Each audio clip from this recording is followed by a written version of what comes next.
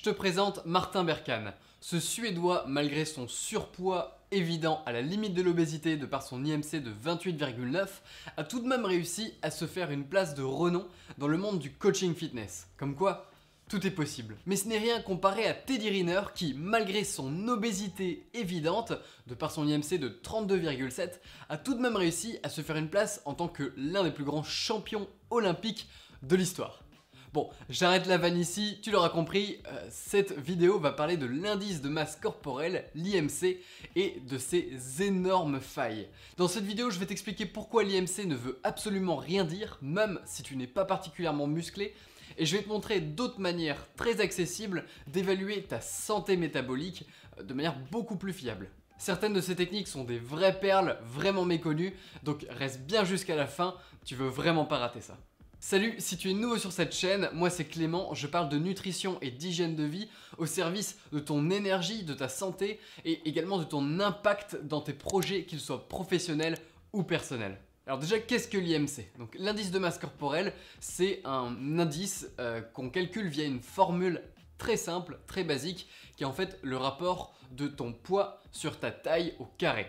Ça va te donner une valeur, un indice, qui, s'il est compris entre 18,5 et 25, veut apparemment dire que tu as une corpulence dite normale. Entre 25 et 30, tu es en surpoids. Et au-delà de 30, tu es en situation d'obésité plus ou moins sévère. Cet indice est utilisé à l'échelle mondiale pour calculer toutes les études que tu vois sur les ratios d'obésité dans le monde, dans les différents pays. Tant de personnes sont en surpoids, par exemple 45% des Français sont en surpoids. Ça, c'est calculé grâce à l'IMC. Le gros problème derrière ça, c'est que ce calcul ne va pas te donner, ne prend pas en compte la nature de ton poids. Ça veut dire que tu fasses 80 kg de graisse ou 80 kg de muscle, il ne va pas faire la différence. D'où les exemples que je t'ai montré, Martin Berkhan, qui est connu justement pour être la personne qui, dans le monde du fitness, a réussi à maintenir tout au long de l'année et le plus longtemps un physique très sec tout en restant très musclé. Teddy Riner, qui lui est un sportif de haut niveau, fait 2,04 m pour 136 kg et je suis sûr que tu as déjà vu des personnes avec la même taille et le même poids, mais clairement pas la même apparence physique. Le truc, c'est que la faille assez connue de l'IMC, c'est de dire que les personnes musclées vont apparaître en surpoids alors que pas forcément. Mais ce qu'on ne sait pas forcément, en tout cas ce qu'on dit moins, c'est que l'inverse est vrai. Une personne très peu musclée va apparaître comme ayant une santé métabolique saine, ayant une corpulence normale, alors qu'elle peut être métaboliquement obèse. Parce que oui, on a tendance à penser que l'obésité, c'est lorsqu'on est vraiment, tu sais, massif, particulièrement lourd, et c'est pas forcément le cas. L'obésité, c'est aussi un vrai problème de santé métabolique. C'est pour ça que ce qui est plus intéressant, c'est l'obésité métabolique et pas l'obésité comme l'entend l'OMS avec l'indice de masse corporelle.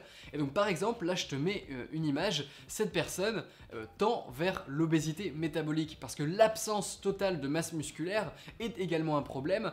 Et donc tu peux avoir un taux de masse grasse supérieur à 20% et donc être techniquement en surpoids métabolique et tendre vers l'obésité métabolique tout en étant fin. C'est typiquement une situation qui est assez perverse parce que tant que tu portes un t-shirt, ça ne se voit pas du tout. Dès que tu le retires, c'est là qu'on voit que voilà, ça manque un petit peu de masse musculaire. C'est pour ça que c'est important d'avoir une activité sportive régulière, pas forcément cardio, surtout une activité musculaire, une activité de force et d'avoir ça régulièrement. Ça peut être un bon moyen de résoudre ce problème de skinny fat ou maigrat. Il y a également un acronyme pour ça, c'est MONW pour Metabolically Obese but non overweight. C'est une vraie condition métabolique, c'est une vraie maladie qui est cousine de l'obésité. Je te mets des liens en description si jamais tu veux en savoir plus avec des études scientifiques. Du coup, les chiffres que tu vois des différentes enquêtes qui estiment la proportion de personnes en surpoids dans différents pays, de personnes en mauvaise santé métabolique, eh ben, on a tendance à penser que ces chiffres sont un peu à la hausse par rapport à la réalité, alors qu'en fait, c'est plutôt l'inverse. Il y a beaucoup plus de personnes qui manquent de masse musculaire, qui sont comptées comme saines alors que pas du tout, et que de personnes qui, elles, sont particulièrement musclées et qui vont être comptées comme en surpoids alors que pas du tout. En ce qui me concerne, quand j'étais plus jeune, je complexais beaucoup sur mon corps, je détestais mon corps, je complexais beaucoup sur mon apparence physique, ce qui était révélateur aussi de vrais problèmes de santé métabolique justement, mais en général, l'élément déclencheur, c'est plutôt l'apparence physique, et je m'en souviendrai encore longtemps.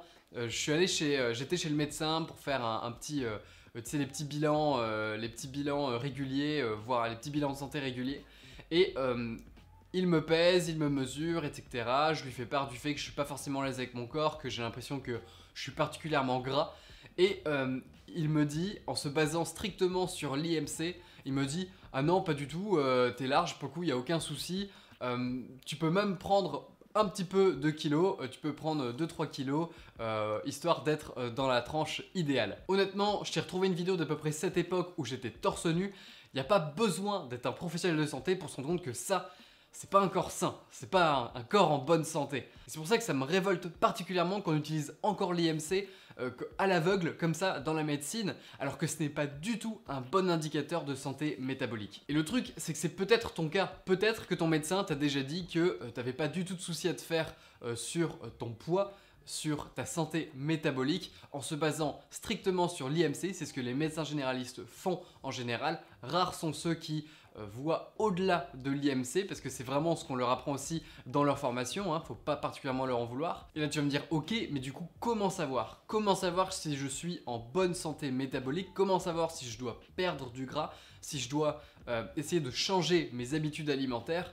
Et bien justement, je vais te donner des méthodes très accessibles qui te permettent, qui vont être des valeurs qui vont être beaucoup plus représentatives de ta santé métabolique, de ta santé corporelle, au-delà de simplement ton apparence physique, et qui te permettront de déterminer si tu dois faire des changements dans tes habitudes, dans ton hygiène de vie. Certaines de ces techniques sont particulièrement méconnues, peut-être même que ton médecin ne les connaît pas, et pourtant ce sont de vraies perles issues des dernières avancées, des dernières recherches scientifiques qui vont te permettre de savoir si oui ou non tu es en bonne santé métabolique. Et je démarre tout de suite avec un indice qui lui est très connu dans le monde du fitness, pas forcément de la population de manière générale, et c'est le pourcentage de masse grasse, le taux de masse grasse. Donc ce taux de masse grasse, c'est en fait tout simplement le pourcentage de ton poids qui est qui vient de la masse grasse.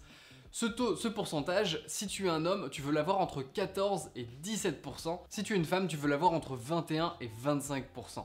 Là, les taux que je te donne, c'est vraiment les taux de personnes en bonne santé. Si tu es un petit peu au-dessus, ça veut dire que tu as une marge de progression pour être un taux, on va dire, idéal.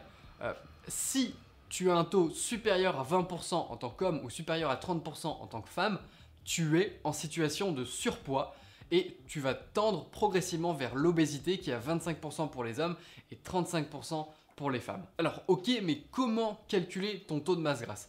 Il y a plusieurs méthodes plus ou moins fiables.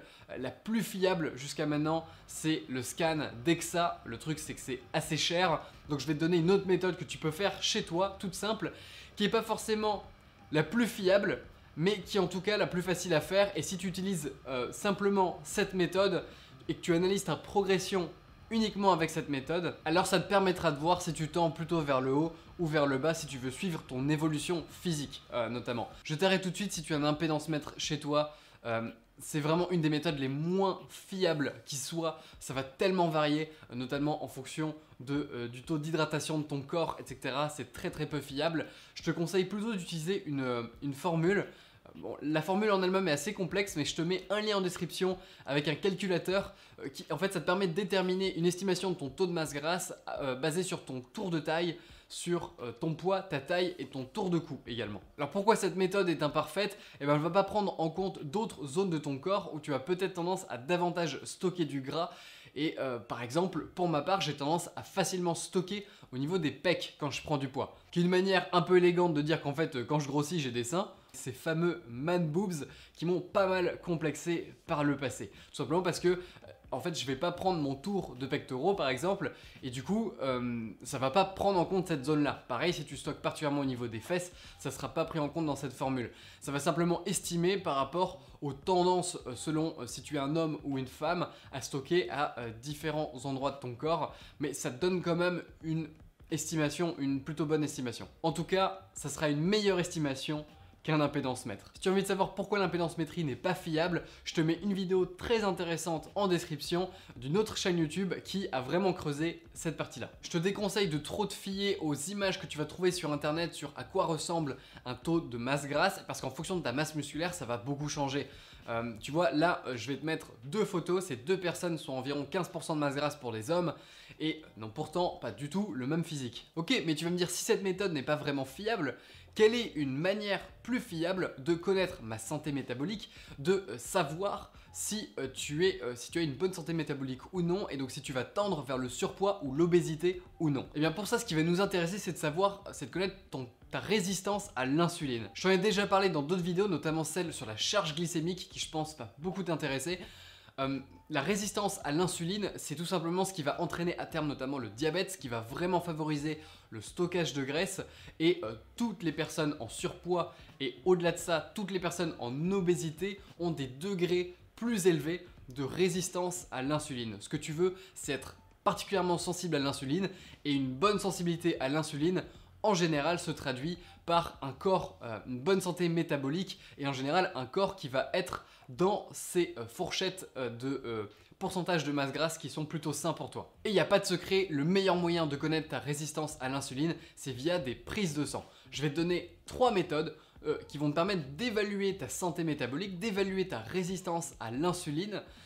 Certaines méthodes qui sont plus ou moins fiables. L'avantage, c'est qu'avec l'une d'entre elles notamment, tu vas pouvoir le déterminer juste en te basant sur tes prises de sang précédentes, peut-être que tu as fait plus ou moins récemment, sans forcément avoir demandé des tests particuliers, parce que c'est des tests qui sont par défaut dans toutes les prises de sang, et d'autres qui, elles, si tu vas aller plus loin, vont nécessiter à ce que tu fasses la demande de mesurer ces valeurs-là en particulier. Donc la première, la plus simple, c'est ton ratio de triglycérides sur les HDL.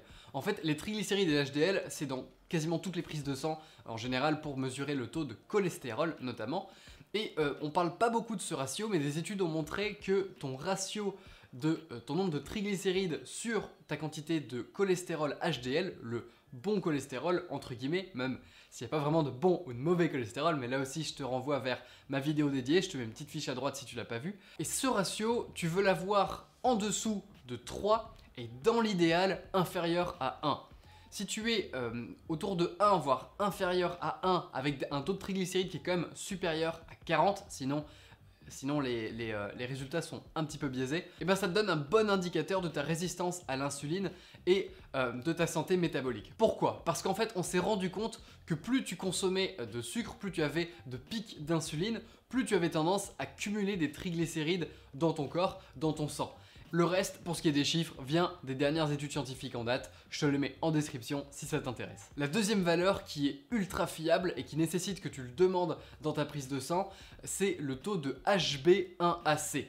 Pourquoi? Parce qu'en fait, cet indicateur-là, il va te donner un indicateur du côté un peu sucré de tes globules rouges, de à quel point tes globules rouges sont affectés par du sucre, une sorte de glycation, de caramélisation de tes globules rouges. C'est peut-être un terme un peu bizarre comme ça, mais c'est simplement un indicateur pour montrer à quel point tes globules rouges sont affectés par la quantité de sucre que tu manges.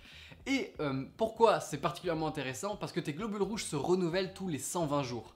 Et donc en fait, cet indicateur, il va te donner un indice de la quantité de sucre, en tout cas de ta réponse d'insuline, des pics d'insuline que tu as pu avoir dans les 120 derniers jours, donc dans les 4 derniers mois. Et plus tu vas avancer dans peut-être tes changements alimentaires, plus tu vas pouvoir voir si cette valeur descend ou non. Et si elle descend, c'est en général que tu es sur la bonne voie. Tu veux vraiment avoir un taux qui est inférieur à 5 dans l'idéal, sachant que plus tu te rapproches du chiffre 4, plus tu vas être en excellente santé métabolique. La dernière valeur qui elle aussi est extrêmement précise, celle-là ça va être à toi de la calculer avec une formule. Pour ça tu vas avoir besoin de deux choses. Tu vas avoir besoin que dans ta prise de sang on voit ton taux d'insuline à jeun, également ta glycémie à jeun. Tu as vraiment besoin des deux. Et cet indice c'est le OMA-IR. Alors OMA-IR c'est pour Homeostatic Model Assessment of Insulin Resistance en anglais. Donc en fait c'est tout simplement une valeur via une formule qui te permet d'estimer à quel point tu es résistant à l'insuline. C'est aussi simple que ça. La formule, je vais te la donner, c'est ton taux de glycémie à jeun en milligrammes par décilitre multiplié par ton taux d'insuline à jeun divisé par 405. Si le résultat est inférieur à 2, tu es dans une santé métabolique a priori normale. Si la valeur est supérieure à 2,75, là tu rentres dans la catégorie des résistants à l'insuline. Ça veut dire que tu es dans un état prédiabétique et qu'il faut vraiment que tu fasses des changements avant de développer notamment des problèmes de diabète, et également il y a de fortes chances que tu sois en situation à ce moment-là de surpoids. Une sensibilité à l'insuline optimale va être une valeur de OMAIR inférieure à 1. C'est le Saint Graal. Si tu arrives en dessous de 1, ça veut dire que tu es vraiment dans une excellente santé métabolique. Voilà, il y a beaucoup de chiffres, c'est vrai, ça peut être un peu complexe, mais ne t'en fais pas. Je t'ai fait une fiche résumée de ce que je te dis dans cette vidéo. Tu peux la télécharger avec un lien en description. J'espère que tu auras appris quelque chose dans cette vidéo, en tout cas c'était le but. Ce sont vraiment des perles que je t'ai données dans cette vidéo qui sont très méconnues. Voilà, c'est cadeau, ce qui veut pas dire que ça n'a pas de valeur. Je compte sur toi pour les considérer en tant que tels. Sur ce, je te dis à très vite pour des prochaines vidéos. D'ici là, prends soin de toi, ton cerveau te remerciera.